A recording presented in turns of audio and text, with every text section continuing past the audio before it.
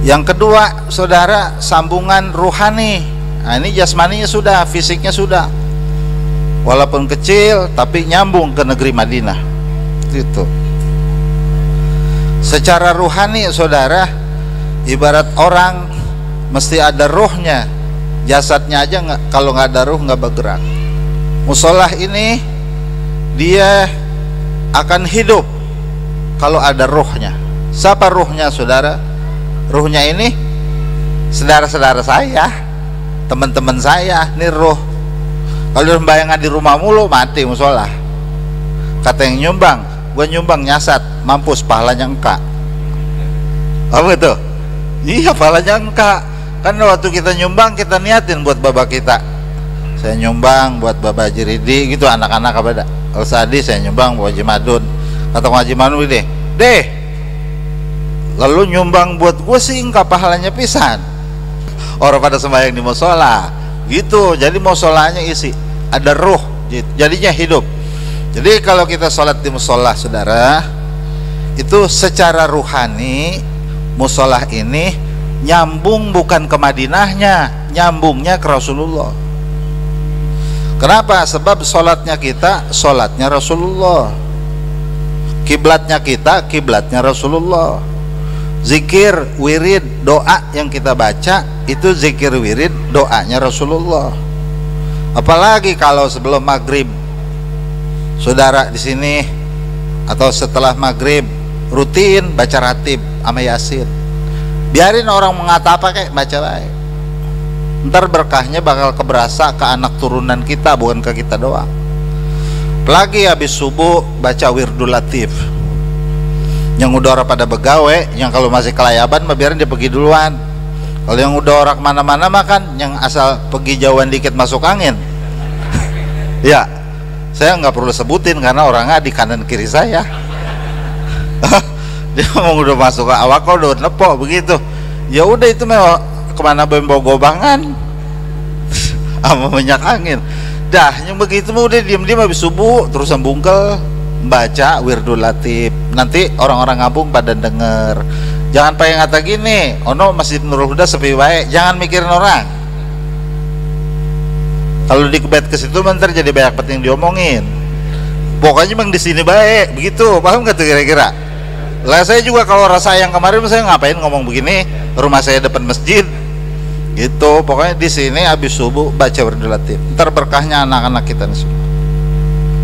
Yang orang sembahyang juga dapat berkah, apalagi yang sembahyang. Itu namanya menyambungkan ruhaniyah musolah ke Rasulullah. Saya kata aja ke Rasulullah langsung, padahal mah ini rentetan sanadnya mah itu bersanad dari para ulama, para wali, sampai Nabi Muhammad. Begitu. Kalau kita orang baca itu rentetan ruhaninya putus. Emang udah disambungin, diputusin. Kan nyambunginnya juga susah, orang sembarangan. Udah disambungin, jangan sampai ditinggal, dilupakan, jangan sampai putus. Kemudian sholat berjamaahnya juga, jangan di rumah sholat jamaahnya, bohong-bohong rumahnya ada sejadah, males, jangan diturutin, masuk. Cuman yang penting imam mesti disusun, imam rawatib. Orang boleh saya simpen-simpen, mengapa begitu? Ntar saudara membangun tapi orang punya musola, dia ambil musola kita sama dia. Oleh karena itu isi, dia juga ngeliat-ngeliat nih begini, lah musola ke orang, udah gue yang ngisi, yang salah kita dewe. Tapi kalau yang kita penuh mah, habis sholat saudara jangan pulang, biar nakut-nakutin yang begitu. Ngapain? Ngopi no depan. Ntar nih bikin pengurus, susun ke pengurusan di depan, taruhin apa tuh yang air bisa panas dewek, dispenser, taruhin kopi, taruhin gula, tulis kopi umum, biar di situ pada kongko. Sebentar di depan tuh taruhin yasin, taruhin Quran, supaya antar iseng-iseng dia baca yasin, baca Quran. Lo kan apa dilihat Victor dibaca pisan. Jadi orang punya pikiran begini, gue pengen ngopi nih musola gitu. Jadi kopi identik musola. Gue pengen ngerokok nih musola. Kok musola kayak yang bawa rokok lagi, dia orang bawa juga. Emang dia mah ngabisin rokok orang mulu. Udah pokoknya datang. Bikin begitu fasilitas nggak apa-apa. Ada orang saudara nanya sama saya, waktu itu saya mau bercanda aja. Oh, no, masjid saya sepi banget ya, orang bayang jamaah. Orang sekarang mah bang kayak yang mau jamaah, bukan orang dulu. Orang sekarang udah mana kongko ngopi ngerokok gitu sama wifi. Jadi bagaimana abang masjidnya tarawehin asbak biar banyak lah, emang boleh begitu? Jangan pakai nanya, kalau dibilangin udah hukum ada di otak saya. Pakai nanya-nanya, ntar saya bilangin di kitab ini lu puyeng lagi. Udah dengerin baik kata gue, beliin asbak kata gitu. Dibeliin asbak saudara. Udah begitu taruhin kopi yang tadi tuh yang Magijet apa? Oh dispenser, taruhin dispenser. Suruh pada ngerokok tuh karena sudah ada tempat ngerokok masjid. Musola ngerokok. Pada sembahyang ora penuh terus kata gitu. Jadi johor penuh, asar penuh. Emang apa yang tempat kongko begitu? Biarin awal-awal mah begitu. Ntar kan ada pengaji, bikin lagi ntar ada pengajian. Nanti mereka akan rapih dengan ilmunya sendiri. Tidak perlu kita ngotot. Nggak perlu gini, jangan rokok berhenti dewek ntar juga. Istilahnya begitu. Nah itu adalah bagian-bagian di mana masjid atau musola ini akan terhubung ruhaniyahnya kepada junjungan Nabi besar kita Muhammad. Mau ogah kita punya roh bersambung ke Rasulullah, bukan anak saudara kita, bukan pula ponakan, bukan saudara. Nabi mau orang kenal sama kita ya pantas, martabatnya di atas para nabi yang lain, raja para rasul. No, kalau kita ke Cirebon saudara, ke Syekh Sarif Hidayatullah, dia punya makom di lantai di tahapan yang ke-9.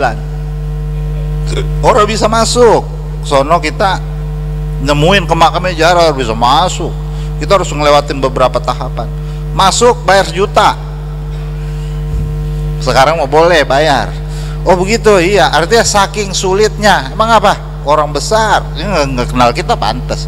Kita mau jarah ke rumah dia, ini mau rugi orang apa? Emang apa? Orang udah di istana, lah kan kita yang jadi masalah. Itu saudara, di kampung kita susah banget nemuin orang besar. Bagaimana rajanya para rasul, nemuin Rasulullah bagaimana? Susah. Maka itu sholatlah kita ke musola agar kita punya ruhani, jangan terputus dari ruhani Nabi Muhammad. Ya, wiridlah di musola, bersolawatlah di musola, bikinlah kegiatan agama di musola, itu untuk menyambungkan ruhaniyah kita kepada Nabi Muhammad. Jangan sampai putus. Tempatnya sudah ada, ilmunya sudah kita pelajari, jangan kita putuskan nasib kita. Nanti kemudian bagaimana kalau kita putus dari Nabi Muhammad?